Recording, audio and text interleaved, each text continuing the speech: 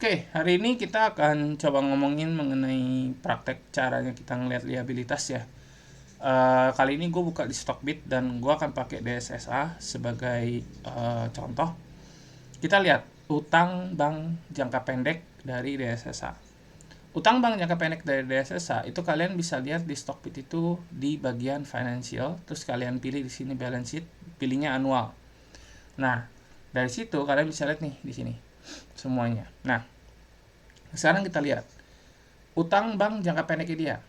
Utang bank jangka pendek ini adalah utang bank yang dikasih sama perusahaan untuk dipakai sama dia dalam waktu bulanan, harian, bebas. Jadi itu kayak ada plafon kartu kredit gitu di dalam rekening gironya dia. Jadi dia bisa pakai sewaktu-waktu, dia bisa tarik sewaktu-waktu pakai cek atau transfer. Dan nanti bunga banknya itu dihitung dari pemakaian dia di saat itu, diakumulasi selama sebulan. Jadi bayar bunganya tuh per bulan untuk utang bank jangka pendek ini.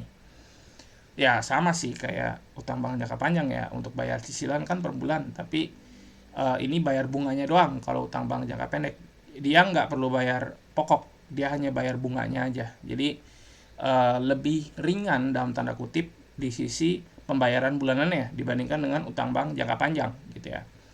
Nah, kita lihat utang bank jangka pendek dia. Utang bank jangka pendek dia itu ternyata turun dari tahun 21 ke 22 tapi naik dari 22 ke 23. Sekarang kita lihat yang menyebabkan utang bank jangka pendek ini naik itu biasanya perusahaan ini kekurangan cash. Entah buat dia beli barang-barang, entah dia buat modal kerjanya dia. Karena utang bank jangka pendek ini dipakai kalau dia itu butuh uang untuk modal kerja sama untuk proyek yang dia dapat gitu. Jadi dia butuh modal buat proyek. Misalnya DSSA dapat proyek bangun apa, dia nggak ada modal, dia bisa pakai si utang bank jangka pendek ini, terutama di bagian pinjaman permes berulang atau yang namanya demand loan kalau di dalam bank. Jadi kalau mereka punya demand loan atau mereka punya KRK ini bisa dipakai nih. Biasanya kalau perusahaan kayak DSSA yang dia itu perusahaan bergerak di bidang energi atau bergerak di bidang media, ini kan dia ada media juga nih ya, itu biasanya sih pakainya KRK karena dia kalaupun ada invoice baru dia bisa pakai PPB. Jadi sebenarnya bisa macam-macam. Tapi yang jelas utang bank jangka pendek itu seharusnya berkorelasi dengan dia punya omset dan berkorelasi juga dengan dia punya penambahan piutang dan inventory. Sekarang kita lihat penambahan piutang sama inventory dia bagaimana. Penambahan piutang dia di tahun 22 ke 23, lihat. Piutang usaha dia di 22 ke 23 itu turun. Persediaan dia 22 ke 23 turun. Dan kalau kita lihat itu harusnya berarti turun dia punya utang. Nah, liabilitas jangka pendek dia itu malah naik 22 ke 23. Padahal omsetnya juga turun. Nah, ini kita harus cek lagi gitu ya. Ini kenapa bisa utang bank jangka pendek di tahun 22 ke 23 tuh naik gitu kan. Untuk apa utang bank jangka pendek ya dipakai gitu. Nah, oleh karenanya kalian tuh bisa memanfaatkan AI. Jadi kalian bisa cek di AI ini kira-kira utang bank jangka pendeknya itu untuk apa. Nah, kalau di sini gue udah bikin kebetulan di sini gue udah cari utang bank jangka pendek. Kita lihat ya gue udah cari atau belum ya. Kalau gue nggak salah sih gue udah cari. Ini dia untuk utang bank jangka pendek. Kita lihat 22 menurun drastis, 23 meningkat kembali dengan partisipasi dari bank pemerintah seperti BRI. Nah, cuman kita belum tahu detail penggunaan utang bank jangka panjang di 2023 ini untuk apa. Coba kita cek. Pinjaman utang bank jangka pendek 2023 ini dipakai untuk apa. Jadi kalau kalian itu kan tadi aneh tuh, karena kita lihat inventory turun, piutang turun, omset turun, kok malah naik utangnya? Berarti ini dipakai buat apa gitu kan? Nah, kita lihat nih dipakai buat apa. Jadi biarin AI yang analisa gitu ya. Nah, utang bank jangka pendek grup desa segitu. Penggunaan utama derivatif modal kerja guna mendukung kegiatan operasional. Nah, ternyata dipakai untuk modal kerja entitas anak sektor pertambangan. Nah, terus revolving grup game. Game ini kan Golden Energy Mines ya. Jadi term loan, revolving term loan itu berarti pinjaman jangka waktu tertentu. Terus pembiayaan perdagangan, dukungan kegiatan usaha umum, gitu kan, memiliki fasilitas di Bank Mandiri untuk mendukung kegiatan usaha perusahaan entitas secara umum meskipun saldonya tetap nihil. Fasilitas BCA untuk entitas anak, pembiayaan umum, time loan. Nah, artinya apa? Artinya di sini dipakai buat modal kerja.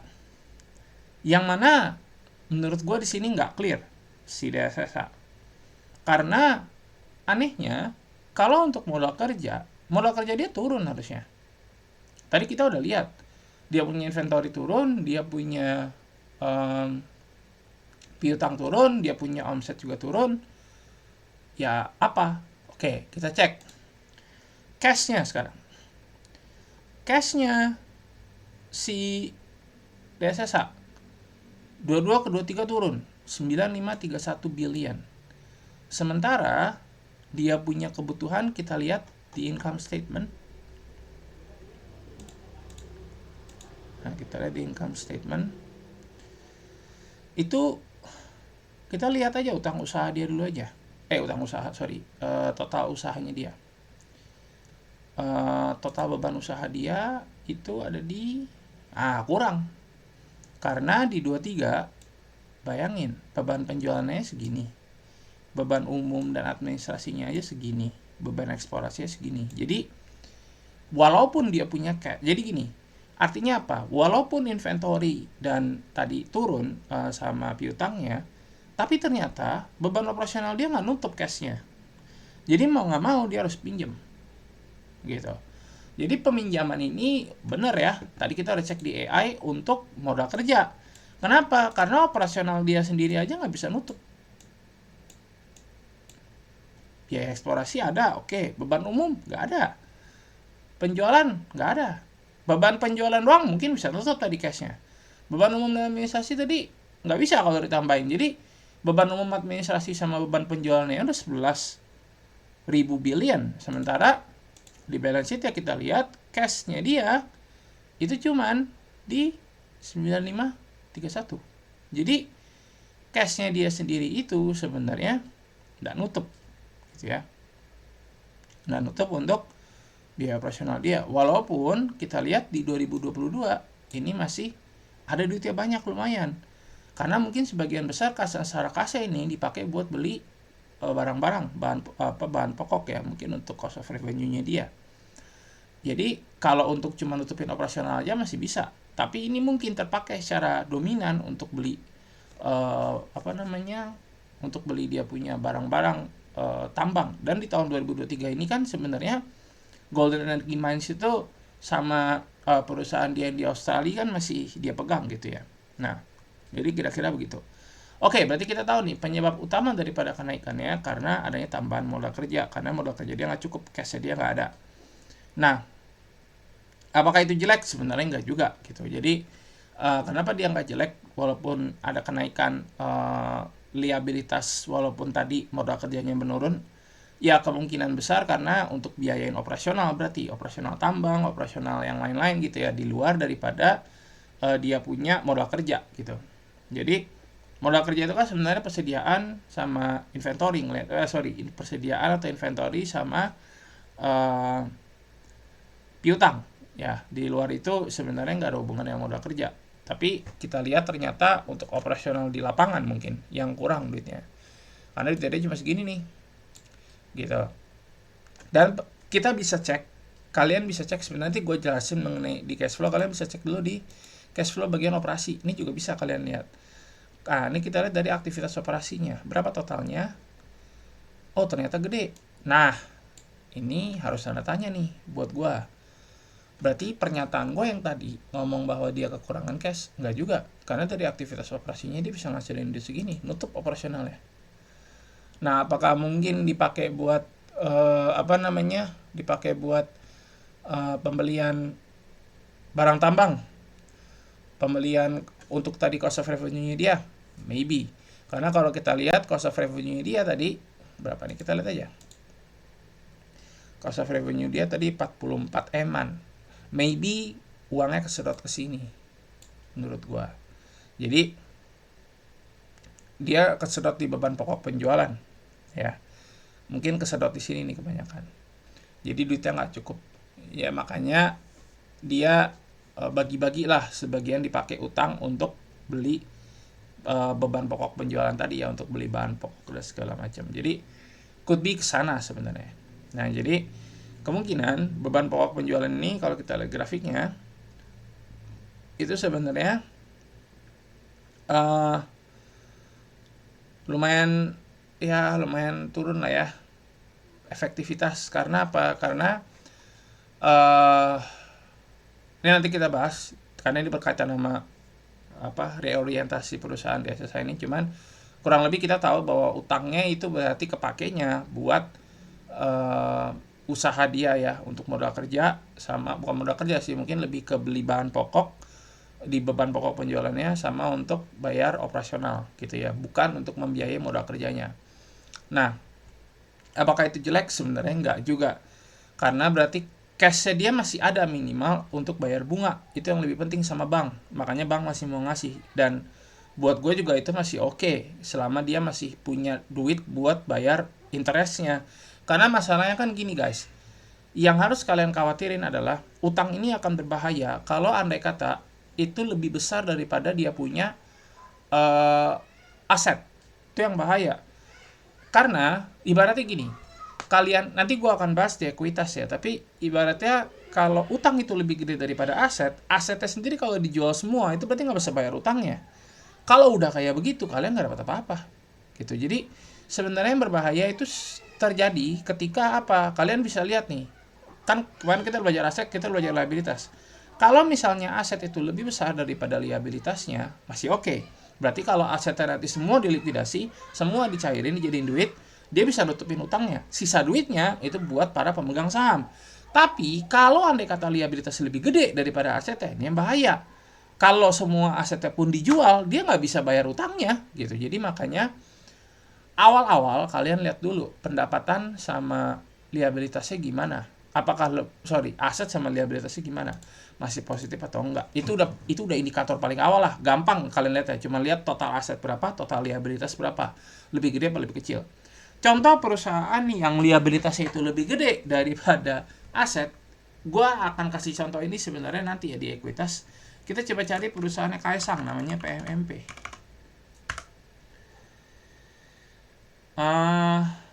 Panca Mitra Multi Perdana. Gua nggak tahu masih ada apa nggak. Kayaknya dia udah di delisting setahu gua. Tapi kita coba cek. Nah, nih ya. Kita lihat financial ya. Kalau gua nggak salah laporan keuangan terakhir tahun 2024. Ya, bentar ya. Kita buka dulu.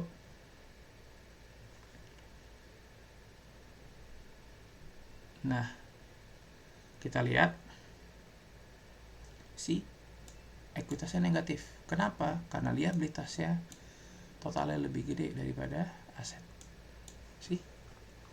Total aset mana nih deh? Total aset ya lebih kecil daripada total mana dia? Liability-nya.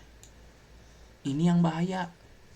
Ini berarti kalau asetnya semua dilikuidasi, sama aja bohong. Nggak bakal bisa nutup utangnya juga. Ya pemegang saham nggak bisa dapat apa-apa. Makanya dia ada isu di sini nih, suspended. Ya karena ini, gitu. Ini perusahaan Kaisang ya, di bidang udang bergeraknya, gitu. Jadi itu contoh. Tapi kita balik lagi ke DSSA, ya. Jadi tadi intinya adalah yang gua mau ngomong di sini, liabilitas itu sebenarnya tidak sepenuhnya jelek, karena Berarti itu gunanya adalah untuk mendukung modal operasional perusahaan supaya dia masih bisa jalan. Kenapa dia perlu utang? Karena dia untuk memenuhi modal kerja dia. Cash dia nggak cukup. Karena gini, ibaratnya, kalau cash dia dipakai semua buat beli barang, eh, buat beli bahan pokok tadi ya di cost of goods sold atau beban pokok penjualan, buat bayar operasional, cekak lah, nggak ada duit ya. Dia buat bayar beban pokok aja nggak, buat bayar eh, apa tadi, COGS, atau buat bayar beban pokok penjualan aja atau HPP aja nggak bisa dengan cash yang dia punya. Apalagi dia buat bayar operasional, karena kan itu sebenarnya dipotong dulu kan. Hitungan nanti di income statement gue akan bahas, tapi judulnya, kalau di dalam cashnya itu ternyata gak cukup untuk bayar beban pokok penjualannya sendiri, ya gimana dia mau bayar operasional gitu ya, kurang lebih. Jadi di dalam kasus DSSA ini, menurut gue walaupun ada tadi glitch dalam hal liabilitas jangka pendek ya, terutama di utang perbankan, itu menurut gua perusahaan ini masih oke walaupun harga naik. Kalau ini kan kita lihat sekarang, lanjut coba. 23 ke 24 naik, 24 ke 25 turun. Kita lihat. Nah, ini kita bisa lihat nih. Balance sheet 23 ke 24 naik tadi ya. 24 ke 25 turun. Kita lihat omsetnya. Nah, oke. 23 ke 24 turun. 24 ke 25 turun. Tapi tadi 23 ke 24 dia naik, liabilitasnya 24 ke 25 tadi dia turun. Nah, berarti sama, artinya cashnya dia masih nggak cukup untuk, kayaknya alasannya sama, yaitu untuk modal kerja. Cashnya dia nggak cukup. Kenapa begitu? Karena kalau kita lihat investasi dia di 23 ke 24, kita balik lagi ke bagian investasi. Kan sebenarnya dia di 23 ke 2, dia itu kan sebenarnya ada rencana mau bangun mau bangun apa namanya, kita lihat ya, 23 ke 24 itu ada dia.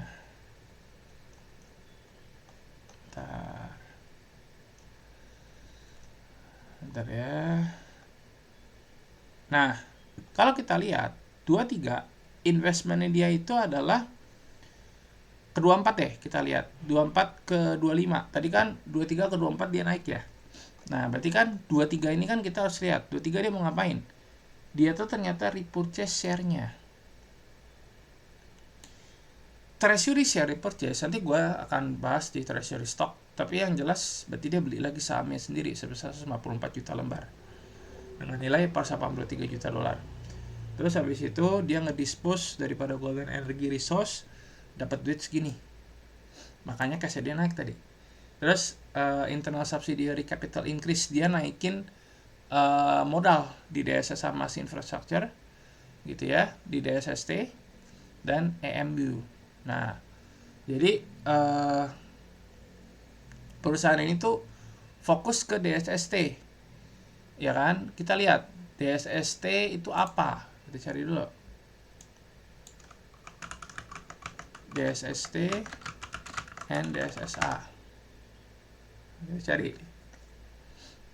Oke, DSSA itu adalah Primary Investment and Holding, focus on digital infrastructure. Ya, berarti dia fokus ke digital. Jadi ada kemungkinan di tahun 2024, walaupun omsetnya turun, omset turun itu kan sebenarnya gara-gara pertambangan. Karena kita lihat kemarin, revenue turunnya itu di pertambangan. Ini dia. Ini apa nih? Segmen revenue kan ya? Revenue. Jadi kalau kita lihat nih, nah ini dia. Itu turunnya sebenarnya kan ada di mining. Sementara dia punya bentar, yang yearly. Nah ini dia. Kalau kita lihat kan sebenarnya turunnya di mining, tapi kalau dia punya digital tuh naik. Jadi menurut gua, dia nih naikin utang untuk digitalnya, bukan di miningnya. Jadi utangnya itu dialokasiin ke bagian yang omsetnya naik, yaitu digital sama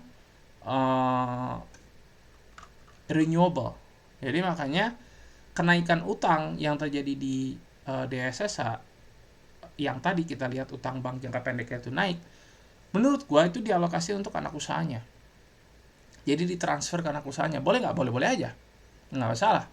Karena kan sebenarnya ketika DSSA ini mengadakan pengajuan ke bank, dia harus membuka semua anak usaha dia ada apa aja, omsetnya berapa dan segala macam. Karena kalau dia punya tujuan dana yang dipakai untuk utang bank ini adalah membiayai anak perusahaannya juga, maka bank harus tahu anak perusahaan ini punya omset berapa gitu. Jadi makanya ada kemungkinan DSSA ini pakai utangnya juga buat membiayai operasional anak perusahaannya. Jadi ya nggak masalah walaupun omsetnya turun, kita lihat dia punya inventory turun, dia punya piutang turun, tapi tetap naik utang bank jangka pendeknya, berarti dialokasi ini bukan buat mining, karena yang membuat turun kan mining. Berarti dialokasinya ke digital sama ke renewable energy. Menurut gue seperti itu. Jadi fine-fine aja. Dan itu sebenarnya akan memboosting dia punya omset ke depannya. Karena dia ini kan mau transisi. Ya seperti yang gue bilang kemarin, dia mau transisi ke arah renewable energy. Ya udah, sama digital. Dia mau mulai agak sedikit mengurangi mining. Karena kalau kita lihat, dia tuh dispose mining company kan di Australia. Dikasih ke, kemarin tuh dikasih Dutchess ya. Ke Dutchess, perusahaan Dutchess di Australia yang punya anaknya juga sih. Tapi intinya tuh perusahaan tambangnya dilepas sama dia yang ada di Australia. Dia ambil gamenya doang ya, yang Golden Energy Mines, sisanya dikasih ke perusahaan dia di Australia, Dutchess Dutchess apa gitu kan, gue lupa namanya, tapi itu punya anaknya. Yang jelas tambangnya dilepas sama dia yang batu bara. Jadi dia tuh mulai mau fokus ke renewable energy sama ke digital, dan nggak masalah kalau utangnya dia naik walaupun inventory turun, ya karena kan utangnya dia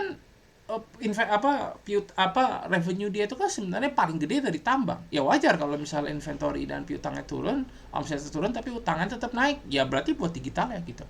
Jadi menurut gue ini masih oke, karena utangnya dia berarti dipakai ke arah yang sesuai untuk dia punya ekspansi. Jadi cara ngelihatnya gitu guys. Jadi gue simpulin ya di sini.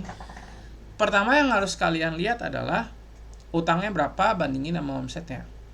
Setelah kalian lihat omsetnya naik, utangnya naik, ya wajar, berarti dipakai buat modal kerja, karena pasti nanti piutangnya naik, inventorinya naik. Kalau ternyata dalam kasus DSSA ini kan aneh nih, revenue-nya naik tapi piutangnya turun, inventorinya turun, omsetnya turun, kita cek lagi yang menyebabkan inventory sama piutangnya itu turun apa, sama omsetnya turun tuh apa. Breakdown tuh, minta AI yang kayak gue bikin di sini nih, minta AI buat breakdown dari laporan keuangannya, revenue-nya dia tuh turun karena apa. Ternyata setelah kita lihat DSSA ini revenue-nya turun karena mining-nya itu turun kan. Jadi inventory-nya turun pasti karena paling gede dari mining inventory-nya. Piutangnya juga turun pasti karena paling gede piutangnya dari mining pasti. Jadi kita lihat ternyata dia punya digital sama renewable energy naik omsetnya. Oh ya sudah, berarti utangnya itu mulai mau difokusin ke digital sama renewable energy, sehingga karena dominansinya revenue itu berasal dari si penjualan tambang, ya nggak heran kalau revenue-nya turun tapi utang banknya naik, karena artinya utang banknya mau difokusin ke anak usahanya dia di bidang digital sama renewable energy. Jadi anomalinya itu kalian bisa tahu, oh ternyata kenapa bisa nih renewable energy-nya itu naik, revenue-nya itu naik, utangnya itu turun sama omsetnya turun, revenue-nya itu turun, revenue-nya itu turun, piutang turun, inventory turun, tapi dia punya utang bank naik. Berarti ada something else. Kita lihat breakdown revenue-nya. Oh ternyata revenue-nya itu datang dari mining, digital, infrastructure, chemical, renewable energy. Kita lihat mining-nya yang menjadi dominasi turun. Oh berarti itulah kenapa revenue bisa turun, piutang turun, inventory turun. Tapi ternyata kita lihat digital sama renewable energy-nya naik. Berarti dengan kata lain, utang banknya itu difokusin ke digital sama renewable energy. Makanya dia punya omset turun, tapi utangnya bisa naik. Karena dipakainya di digital sama renewable energy yang sebenarnya naik omsetnya, tapi tidak terlalu mendominasi revenue-nya. Gitu. Jadi, saran gue tadi, keanehan daripada yang nggak seharusnya. Karena kan gue pernah bilang kan di threads bahwa di teorinya kalian bisa baca bahwa liabilitas naik itu harusnya diikuti dengan omset yang naik sama piutang dan modal kerja yang naik, piutang dan inventory yang naik gitu. Kalau revenue naik, piutang naik biasanya, inventory naik biasanya, utang naik biasanya karena cashnya nggak cukup, maka dipakai buat modal kerja, make sense. Tapi kalau ternyata kalian lihat liabilitas jangka pendeknya itu naik tapi utangnya tapi revenue-nya turun, nah kalian cek lagi revenue breakdown-nya, dilihat apa aja nih, siapa yang naik nih, dilihat, maka kemungkinan utangnya dipakai ke sana gitu. Jadi seperti itu dulu untuk praktikumnya. Kalau kalian ada yang mau tanya mengenai apa yang gue sampaikan di video ini, kalian bertanya di threads ya. See you in the next video and bye bye.